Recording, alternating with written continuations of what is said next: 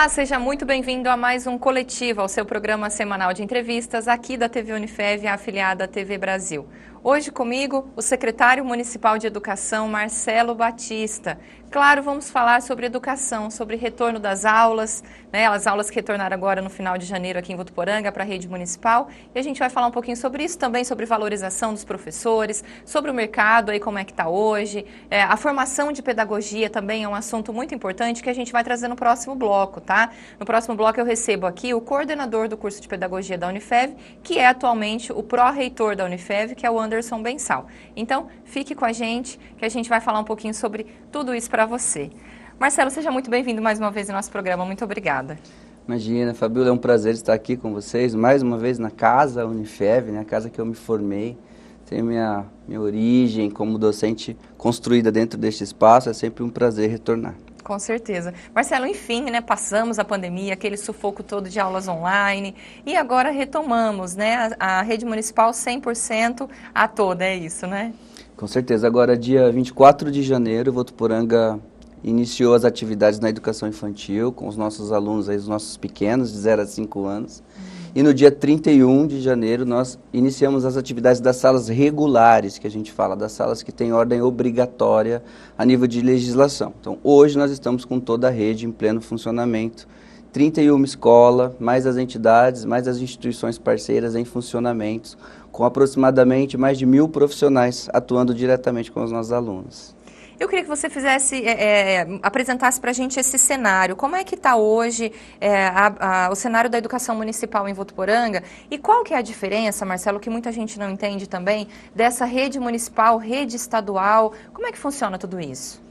Na verdade, vamos explicar então o município e o estado, né? Sim. Então, o município, quando ele define-se como sistema, ele tem a capacidade, na verdade, de fazer a gestão de sua rede. A escolha de materiais a serem utilizados em sala de aula, a escolha da carga horária do professor, ele, vamos dizer assim, ele tem a autonomia de decidir sobre como vai funcionar e quais são os objetivos a serem atingidos pela sua rede. Rede estadual é a rede conectada ao nosso governo, né? Governo de São Paulo, a Secretaria Estadual da Educação. Então é um público, é um nicho, um segmento da educação. No caso de Votuporanga, ela inicia do 6º até o ensino médio, até o 3º colegial, que fica sob a responsabilidade da rede estadual, que tem ali também a autonomia de decisões, em parceria com o município muitas vezes. Aí você vai me perguntar, que parcerias são essas? Parcerias na alimentação, parcerias no transporte, parceria em formações continuada, a forma de colaborar, por exemplo, com um currículo em comum. O município ele tem um currículo em parceria com a rede estadual. Porém, o município ele tem autonomia para decidir a data que ele vai iniciar o ano letivo, quando ele finaliza, sempre em parceria com o Estado, mas com a possibilidade de decidir sobre essas questões. Essa é uma das questões para a gente ressignificar para as pessoas o entendimento de redes e o que é sistema. Votuporanga tem se destacado muito no cenário educacional, acredito que do estado de São Paulo como a melhor nestes últimos tempos, nas últimas pesquisas. E aí vão perguntar, mas por quê, Marcelo? Não tem problemas na rede, né? Claro que nós temos. Temos muitas coisas que a gente pode melhorar ainda no dia a dia do nosso professor, no dia a dia dos nossos alunos e das famílias também. Porém, hoje, Votuporanga, em relação a muitos municípios que nos cercam, municípios que também lutam diariamente, é preciso deixar claro também isso. Quando a gente sinaliza que Votuporanga, ela oferece, ela oportuniza o acesso a uma educação de qualidade, a gente não está descredibilizando nenhum município, nenhuma outra cidade. Nós estamos, na verdade, notando e ressaltando a importância, na verdade, que se deve ter a educação dentro de um cenário assim. Votuporanga hoje, em todas as suas unidades escolares, ela consegue oferecer para a equipe de profissionais, desde um material pedagógico para trabalhar com um aluno de alto padrão e qualidade, lousas digitais, muita tecnologia, notebook para todos os profissionais. Quando eu falo todos, as pessoas me perguntam assim, para os professores, eu digo não, para todos. Para os educadores infantis, para a equipe técnica, para o diretor, para o coordenador.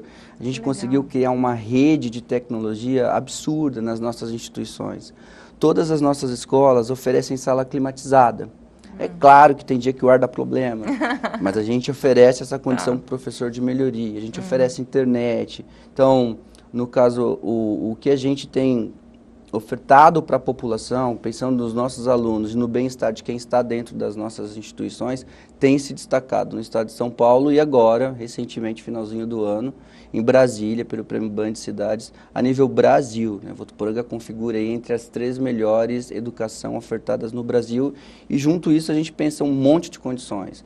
Votuporanga é uma cidade que possui um plano de cargos e carreiras bacana, que inclusive está passando por um processo de reavaliação e reestruturação para tornar a vida do professor melhor, no sentido financeiro, do reconhecimento dele enquanto profissional e competência técnica no trabalho executado dentro das nossas salas. Então, nós estamos vivendo aí agora, recentemente, Votuporanga fez adesão ao novo piso do magistério, que o governo federal ele fez uma proposta e Votuporanga imediatamente acatou e executou para os profissionais que estavam com essa necessidade de regularizar a questão do piso nacional. Lembrando, é a primeira vez, eu acredito que em muitos anos, que Votuporanga teve que fazer um reajuste a nível de piso. Nós sempre pagamos um valor ao professor, à carreira do magistério, superior ao que o governo federal estipularia como um valor mínimo a ser pago ao docente. O nosso plano de cargos e carreiras, que é o plano que rege, na verdade, a vida profissional do nosso professor, é constantemente reavaliado e está neste momento que eu estou aqui falando com vocês, passando por um novo estudo, por uma nova análise, para torná-lo ainda mais eficiente. Quando a gente soma essa questão de oferecer condições para que o professor trabalhe com escolas que têm uma infraestrutura bacana, quando se investe na formação docente, que é algo que Votuporanga é referência. Votuporanga é referência em formação, em qualificação profissional do professor, do diretor, do coordenador, das equipes das escolas. Votuporanga tem sido referência agora, recentemente também, no trabalho com as famílias para com a educação inclusiva. Quando a gente faz essa somatória toda, nós chegamos num denominador comum que diz que Votuporanga é, sim, referência em educação para o estado de São Paulo e para o Brasil. Votuporanga já foi considerada a capital da educação, né? Muitas vezes esse é um título que trazem para a gente. E a municipalização aqui, ela já tem mais de 20 anos, né, Marcelo? A municipalização aqui está fazendo 23 anos agora, este ano, que o município ele abraçou inicialmente a educação infantil, consecutivamente, gradativamente as escolas de ensino fundamental. E desde este primeiro momento, em gestões anteriores, Votuporanga já era entendida como referência no país e já carregou por muito tempo o título de capital da educação em gestão anteriores. Certeza. Você acha que essa questão da municipalização, ela melhora a qualidade do ensino? Quando você aproxima a gestão, esse olhar mais estratégico, vamos dizer assim, Votuporanga ela tem uma Secretaria Municipal de Educação, então eu, Marcelo, sou professor, estou como secretário, mais próximo às unidades, dentro do espaço da Secretaria da Educação. Você tem profissionais da rede trabalhando em prol e benefício dos alunos, dos professores. Essa proximidade da gestão, então quando eu descentralizo, da grande São Paulo para dentro da minha cidade, o acompanhamento das escolas, com certeza, efetivamente, esse trabalho tende a ser melhor. Então, a proximidade junto às equipes, a condução, a possibilidade de visitar as escolas constantemente, de acompanhar o trabalho do professor, com certeza, ele vai impactar diretamente na questão do processo de ensino e aprendizagem do aluno. Automaticamente, uma melhora expressiva e significativa. Então, a municipalização, ela tem a tendência de melhorar todos os índices de qualquer cidade que adote, na verdade, essa perspectiva de gestão. Tá. Eu gosto muito de comparativos, né? A gente está falando muito de Votuporanga e tal. Como é esse cenário, Marcelo, em outros municípios? A maioria dos municípios é de educação municipal, municipalizada, ou a maioria não? Não tem? Então, vamos lá. Bom, o primeiro passo para um município ser sistema e ter a educação como autonomia e se estabelecer assim, refere-se ao número da população. É preciso que o município tenha essa autonomia orçamentária e financeira para que ele se torne sistema, para que ele assuma as escolas, ou seja, a prefeitura ela precisa ter uma saúde econômica financeira por meio dos recursos lá do Fundeb, que são os recursos repassados em cima do valor aluno, ano, para que o município possa efetivamente assumir. Tá. Na nossa região, nós temos cidades de porte semelhantes ao nosso, que também são sistema e que assumiram a municipalização, e temos muitos municípios menores que ainda estão conectados à rede estadual, que a educação ela ainda apesar de termos um sucesso a nível de região, a região do Noroeste Paulista é entendida no cenário brasileiro como uma referência, inclusive, de trabalho em regime de colaboração.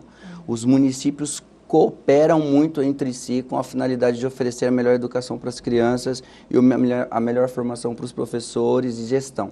Isso faz com que, mesmo quando o município ainda não conseguiu assumir a municipalização das escolas, a gestão próxima, própria do município, porque muitas vezes a prefeitura ela não tem condições orçamentárias de peitar essas questões todas, a gente consegue estabelecer um nível muito similar desta oferta. O que muda?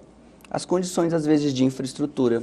O salário dos professores em alguns municípios tendem, às vezes, a ser menor que alguma cidade que ela tem um número maior de habitantes, um número maior de alunos. Então, essas particularidades, elas existem. Então, posso te dizer que em nossa região, aqui no Noroeste, onde está localizado o Votuporanga, praticamente todos os municípios desenvolvem um excelente trabalho em regime de colaboração. Mesmo que ele não tenha conseguido ainda executar a municipalização das escolas, assumir como sistema tudo isso, é possível desenvolver um excelente trabalho em parceria com a rede estadual também. A gente sabe que tem a fama do professor que ganha mal, né? Isso é de muitos anos no Brasil como um todo. Como é que está essa situação hoje em Votuporanga? Eu gostaria que você falasse também em comparativo com outras regiões do Brasil. Bom, o governo federal ele vem sinalizando, quando ele estabelece anualmente o novo piso do magistério, já um reconhecimento da competência técnica desse profissional. Votuporanga tem buscado acompanhar todas essas orientações. Nós entendemos que é necessário constantemente rever essas questões a nível de orçamento, né? Quanto de investimento eu vou fazer com a minha equipe de profissionais que atua diretamente com o nosso aluno. Quando a gente fala em Votuporanga, nós podemos dizer que nós temos uma condição muito boa para os profissionais que atuam na rede. E aí eu vou frisar agora, nós estamos passando por uma reestruturação a nível de lei, de plano de cargos e carreiras do magistério, que inclusive tende a melhorar. Mas quando a cidade ela consegue atingir o que o país estabelece como o piso nacional do magistério, podemos dizer que essa cidade ela está enquadrada com excelentes salários, né? Aí os professores vão estar me olhando agora, vai falar, secretário, a gente precisa de melhorias, com certeza absoluta. E a gente tem esse olhar constante e carinhoso também para essa questão de cada dia, cada mês, cada ano, poder oferecer melhorias para a carreira docente.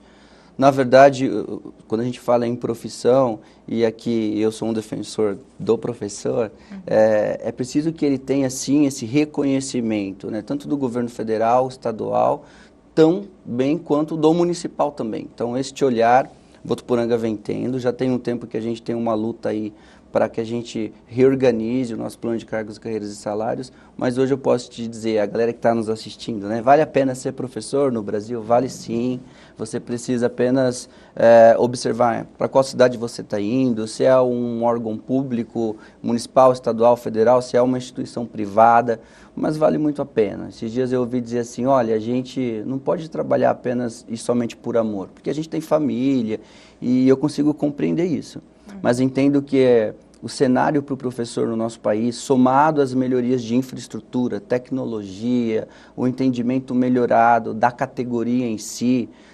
nós podemos dizer que nós temos feito uma oferta qualitativa e significativa para a carreira do magistério no nosso país. Você pode dizer para a gente qual é o piso da categoria hoje e qual é a carga de trabalho? Hoje o governo federal ele estabelece um piso no valor de R$ 4.020, algo aproximado assim, para uma jornada de 40 horas semanais.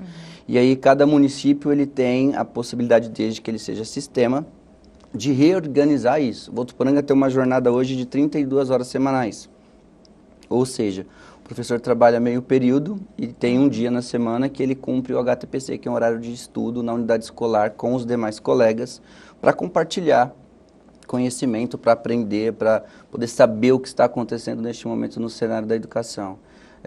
Eu posso dizer que este é um valor bom, que pode ser melhorado, com certeza absoluta, a gente está sempre nessa luta, mas venham viver com a gente essa experiência. Eu acho que dentre todas as profissões, ser professor, além de ter um propósito de vida, de você poder contribuir com a sociedade para a transformação, né, da sociedade em si, você hoje recebe uma remuneração satisfatória, compatível com relação à carga horária. Eu acho que nós estamos bem. Quantos alunos a gente tem na rede hoje, Marcelo?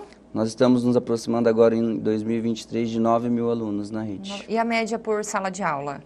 Entre 20 e 25 alunos. Quando a gente tem uma sala muito lotada, a gente chega a 30 no máximo. A gente sabe que a procura pelo ensino municipal, né, ela vai aumentando, né, claro, conforme o município vai crescendo.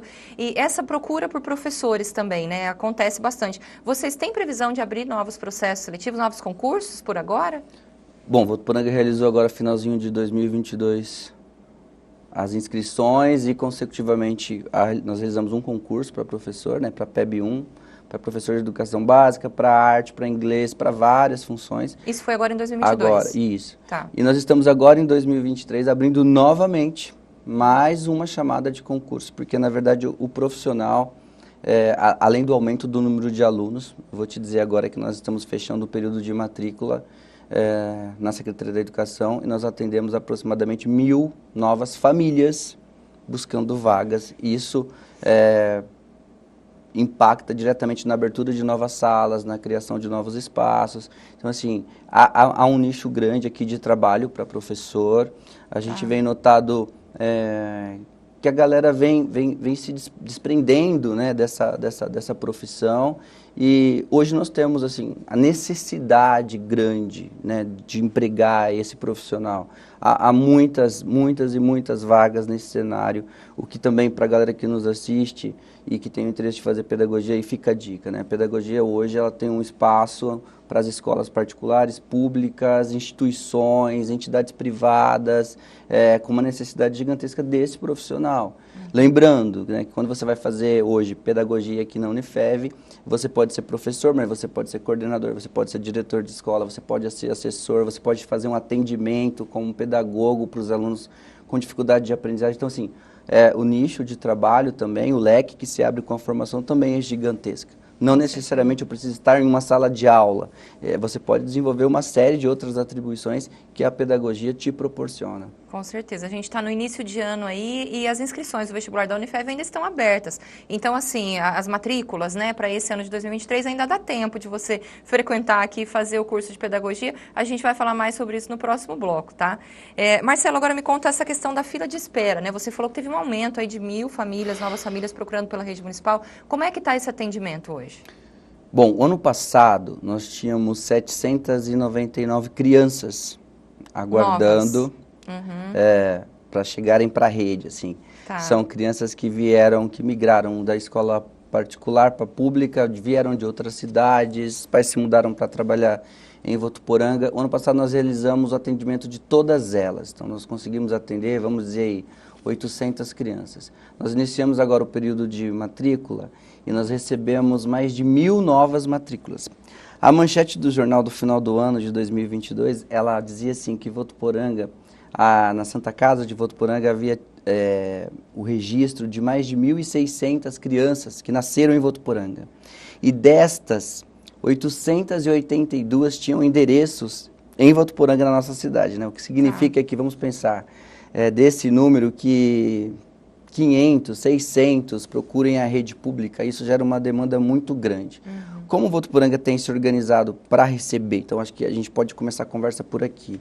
Nós estamos construindo lá o CEMEI Magali, que fica ali na Cidade Jardim, um bairro novo, ali em Votuporanga, em expansão. Sim. Nós estamos construindo o CEMEI no Carobeiras, que atende aquela região do Boa Vista, Pacaembu. Nós estamos ampliando o Vandira, que fica localizado lá no Pacaembu, é um CEMEI. Tudo isso que eu estou falando para vocês são escolas de educação infantil.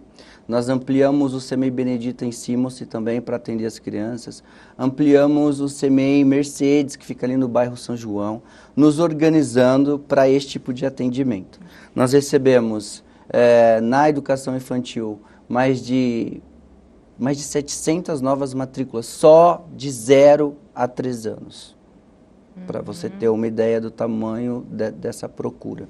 Então, esses espaços que nós estamos construindo e ampliando é para suprir essa demanda. Hoje, neste momento que eu falo com você, nós já atendemos 500 dessas crianças. E nós estamos avaliando agora. A equipe ela começa a fazer uma parte de filtro. Então, a gente começa a ligar para as famílias para entender a necessidade e realizar o atendimento. Quando a gente não consegue realizar esse atendimento nas escolas do município, a gente oferece às instituições parceiras. Fonte Viva, Irmã Elvira, entidades assistenciais, que são as entidades que têm convênio com o município e que também atendem nessa faixa etária de 0 a 3. Que é o que a gente fala popular creche. Isso, o que a gente fala de popular creche. A gente tem evoluído nessa dinâmica chamando de educação infantil e entendendo que ali também a gente trabalha o desenvolvimento integral do aluno, que é uma forma da gente reconhecer essa fase, que é a fase da primeiríssima infância, como sendo a melhor e mais valiosa, na verdade, que existe na formação de qualquer indivíduo. Com certeza. Então, quando a gente pensa isso, eu preciso ter para receber essa criança o espaço adequado, os profissionais capacitados na quantidade suficiente. Todo início do ano a gente passa por esse impasse, né, que é um número de matrículas que surpreende sempre. E mesmo a prefeitura, ela fazendo esses investimentos de ampliação, de reforma, de construção, sempre é um número maior que chega. Então hoje eu posso dizer assim, eu acredito que no decorrer deste ano letivo a gente consiga atender, mesmo que sejam essas 1.000 crianças, às vezes há um período de espera que as famílias ficam desconfortáveis, eu consigo entender tudo isso, mas é preciso organizar esse espaço para acolher essa criança em segurança. Eu não posso simplesmente sobrecarregar uma sala de berçário com, sei lá, 30 bebês para 2, 3 profissionais. Então, há toda uma preocupação da administração, do prefeito Jorge, da doutora Andréia e do Marcelo, da educação com a equipe, de conceder, na verdade, para toda a família o melhor atendimento, para que a gente evite acidentes, para que a gente evite que alguém se machuque, e isso acaba, às vezes, levando um tempo até a gente organizar a estrutura para acolher as crianças. É importante que as famílias entendam que, para nós, é extremamente prazeroso, é um orgulho quando a gente consegue acolher a todas as crianças que estão aguardando, de repente, uma vaga, mas que existem esses fatores que não há como não levar em conta. Né? Eu preciso oferecer um ambiente seguro, meu profissional precisa ter qualidade de trabalho também. Então, analisando agora esse período de janeiro, esse número de 1.000 famílias que eu te disse, a gente está habituado a receber até em maio. Em janeiro a gente já bateu 1.000. Então, assim, isso já traz para o município, já acendeu uma luzinha vermelha de que a gente vai ter que ampliar mais, construir mais para atender essas crianças. A gente está também iniciando uma fase de contratação, em parceria com a Secretaria da Administração, mais educadores, mais técnicos, mais professores para darem conta dessa demanda. Com certeza, é um campo, então, muito interessante para os profissionais de educação. Marcelo, o que essa criança tem acesso quando ela está matriculada numa rede municipal? Quais são os benefícios que ela encontra ali? Bom, primeiramente, eu acho que vamos falar do que é subjetivo, né? Então, ela pode socializar. Então, quando a gente fala de desenvolvimento integral da criança, a gente entende a primeiríssima infância como algo valioso. Quando ela vem para a escola e ela vai compartilhar, e ela vai conviver, e ela vai brincar, são os pilares estruturantes da educação infantil. Ela já está ganhando muito, mas muito. Acho que os pais não conseguem imaginar a capacidade de desenvolvimento que a criança tem ao ingressar na rede pública hoje de Votuporanga. Lá ela vai encontrar, Fabiola, uma equipe altamente qualificada, de professor, de educador, de técnico, de profissionais de apoio, a equipe de gestão, dentro de um espaço com uma infraestrutura de primeiro mundo, de países da Europa. Então, ele tem lousa interativa digital touch, ele vai ter acesso a salas ambientes com brinquedos, ele vai ter acesso a playgrounds cujo piso ele é emborrachado anti-queda, com os melhores brinquedos, ele vai ter acesso ao melhor material, que inclusive o material é aqui da nossa querida Unifev, do Objetivo que a gente utiliza, elaborado pela equipe da Unifev, pelos profissionais da Unifev. Eles customizam esse material para ser aplicado nas nossas escolas hoje, atualmente. Então, isso também é muito legal que a galera saiba, né? A Unifev produz material didático e é um material incrível, convido vocês para conhecerem. E todas essas possibilidades são ofertadas das 6h30 da manhã às 6 horas da tarde, além todos de os merenda dias. escolar. Além da alimentação, além do transporte. Meu Deus, uma infraestrutura gigantesca em prol e benefício do aluno. Tá certo, Marcelo. Agora falando um pouquinho sobre um evento, né? Porque a gente sabe que a educação está sempre em transformação, sempre tem novidades, e você está à frente, né, junto com uma comissão organizadora de um evento que vai acontecer em Rio Preto. É um evento regional de educação. Eu queria que você falasse um pouquinho sobre isso, porque é logo agora, em abril, é isso? Bom, é isso. Então, nós vamos aí para um desdobramento das ações, na verdade, das atividades que a gente faz em território, né? Então, eu, Marcelo, sou coordenador do ADE, que é o Arranjo de Desenvolvimento do Noroeste Paulista. Estou como vice-presidente da Undim São Paulo, também atuando nessa junção desse trabalho em colaboração entre os municípios na área de formação. E a gente vem para um mega evento em São José do Rio Preto. Está previsto aí a junção, né, de mais de 350 municípios de todo o estado. Eu fiquei sabendo na semana passada, numa reunião de briefing, que nós vamos ter, na verdade, municípios do Brasil inteiro presentes neste evento. É um evento que acontece dia 12 e 13 de abril, no Vila Conde, São José do Rio Preto. Por que São José do Rio Preto? A gente está expandindo as ações, né, um desdobramento. Então, estes eventos eles têm o intuito de adquirir um formato itinerante e acontecer em cidades que são parceiras, quando a gente pensa na formação docente, na formação do professor. E a gente vai para Rio Preto em parceria com a AMA, que é a Associação Municipal, dos Municípios da Araraquariense, junto com a ADE, junto com a Ferraz Eventos, junto com a Educare, com uma galera que entende a essa necessidade de poder proporcionar qualificação, melhorias, apresentar novas tendências na área. Então, é uma expo, tipo uma grande feira de educação, onde você vai encontrar lá Mário César Cortella, Léo Fraime, grandes nomes, Kátia Small, pessoas que estão neste momento discutindo grandes temas da educação e vai poder acessar também metodologias, equipamentos, tecnologia, em uma mega feira. Então, eu aguardo vocês para conhecerem. A visitação na feira ela é gratuita, não tem custo algum para as pessoas que queiram conhecer estar neste evento conosco. E está pertinho já, dia 12 e 13 de abril, está aí. Tá certo. Com certeza tem um site com mais informações, né? Tem, www.expoeducare.com.br e tem o Instagram também, @expoeducare. Só você acessar lá que você vai conseguir observar e seguir também. Dá uma olhadinha lá. É isso, fica então o nosso convite para você de casa que está interessado nesse novo mundo, né, nesse mundo da educação tão intenso, né, tão transformador, fica então um convite para esse grande evento. Marcelo, infelizmente o nosso tempo aqui acabou, eu desejo ainda mais sucesso para você, você é uma pessoa jovem, mas muito profissional e que tem aí um longo caminho pela frente na educação, se Deus quiser. Muito obrigada mais uma vez pela sua presença. Eu que agradeço o espaço que gentilmente todas as vezes a Unifev nos oferece para a gente poder falar da educação da nossa cidade e a Unifev como uma grande colaboradora desse processo, né? A Unifev, somada à nossa rede, é ela que nos projeta, que impulsiona, é aqui que são formados os nossos profissionais, as nossas equipes, então eu só tenho a agradecer, deixo registrado meus agradecimentos a você, Fabiola, ao Douglas, ao Oswaldo, ao Anderson, a toda a equipe aí que conduz bravamente essa instituição. Muito obrigado. É isso aí. A gente vai continuar esse bate-papo, inclusive, com o Anderson, que é o pró-reitor aqui da Unifev e coordenador de pedagogia. É logo depois do intervalo. Não saia daí.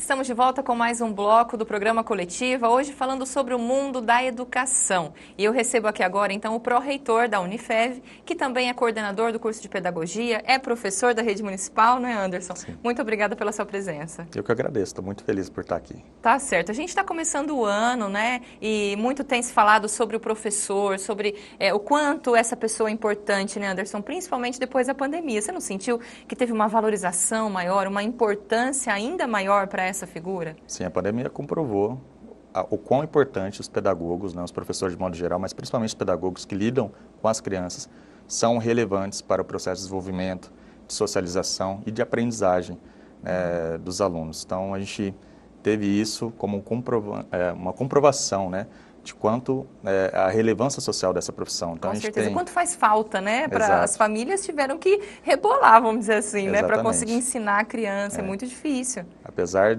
de continuar as aulas acontecendo de forma remota, porém, a presença de um profissional especializado nessa área faz toda a diferença. Com certeza. E a gente estava falando aqui no bloco anterior, né, Anderson, com o Marcelo, que é o secretário de Educação, e falamos muito sobre a valorização do professor, né? A profissão do professor, ela tinha essa ideia, né, de que ganhava muito mal. Como é que está isso hoje? Eu queria uma análise sua. Nós tivemos avanços importantes em relação à valorização dos profissionais de educação. A gente sabe, eu sempre brinco, né?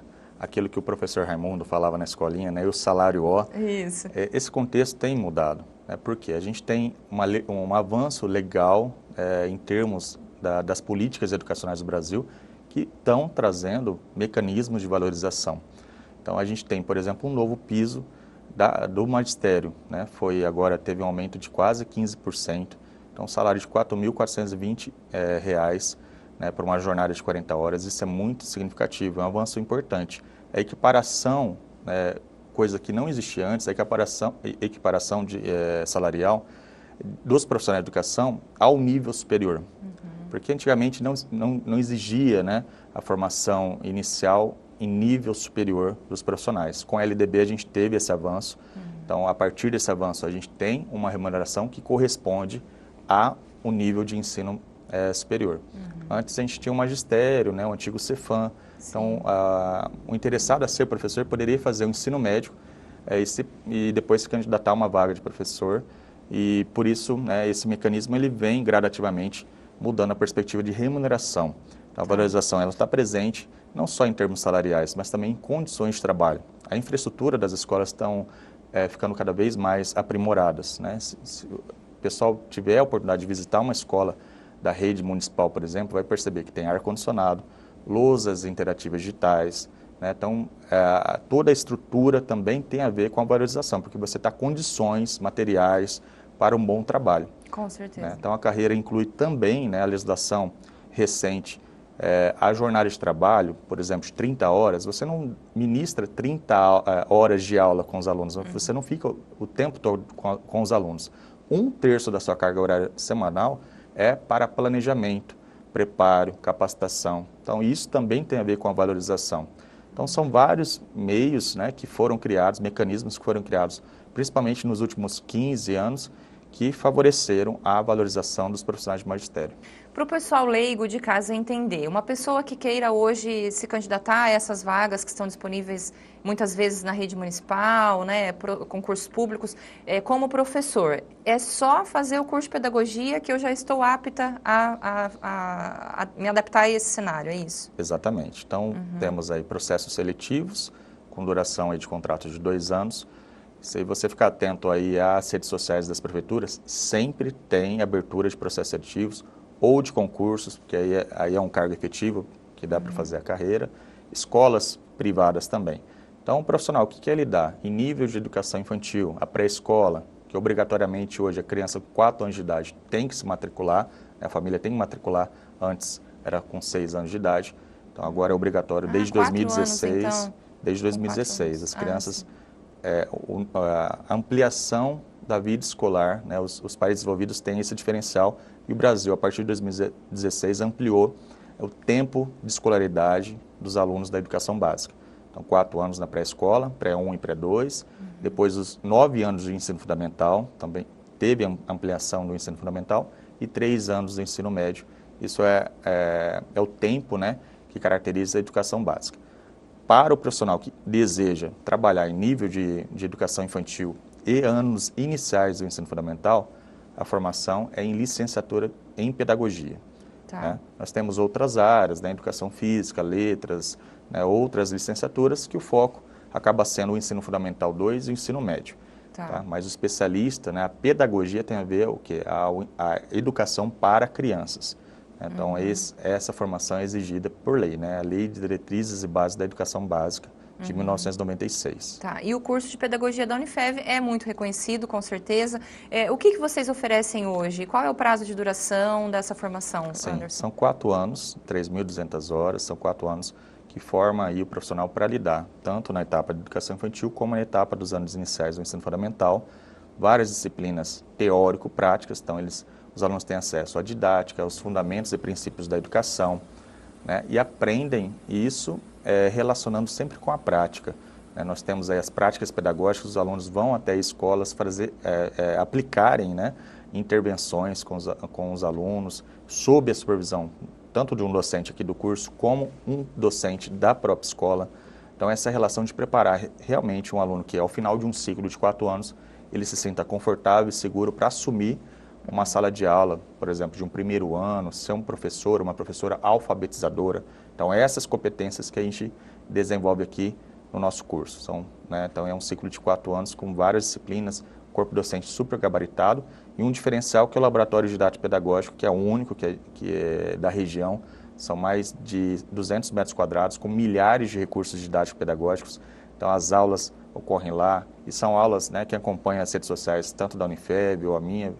Eu gosto de postar muito essa questão da valorização do profissional de educação, tem a ver com qual é a prática, o que a gente faz diferente. Então, são aulas vivas, né, aulas coloridas, aquilo que busca o desenvolvimento, né, das futuras gerações. Essas aulas, elas são no período diurno ou noturno? Noturno, das 19h30 às 23 horas. Tá, e não tem idade, né, Anderson? Quer dizer, às vezes a pessoa está buscando uma segunda profissão, pode vir para a pedagogia. Perfeitamente, né? Então, muitos profissionais, a gente lançou esse ano, inclusive, uma formação pedagógica para quem já possui uma outra graduação, bacharelado ou tecnólogo, já tem um nível superior. A legislação permite que mais um ano você pode cursar as disciplinas, cumprir os critérios aí de formação e, ao final desse ano, sair com um diploma em licenciatura em pedagogia. Tá certo. Pessoas que possuem uma outra licenciatura também têm essa oportunidade. Muitos profissionais que às vezes são professores de matemática, língua portuguesa, atuam na rede estadual de ensino ou em escolas, precisam de uma complementação em pedagogia para assumir cargos de coordenação pedagógica, vice-direção e direção de escola. Então, a gente tem esse diferencial aqui agora. Curso presencial, de segunda a quinta-feira, sextas-feiras a disciplina é online, então o aluno pode fazer de casa as atividades. Então, a gente tem também, pensa na formação a partir das tecnologias digitais, né? A cultura digital exige uma nova linguagem, uma nova interação com a informação. Então, a gente prepara os nossos alunos também para ter acesso às aulas de forma que utiliza os mecanismos digitais. Então, isso desenvolve competências importantes, porque toda profissão lida atualmente com recursos digitais. Os professores não é diferente, porque eles atuam, inclusive, com uma geração super conectada. Nossa, muito.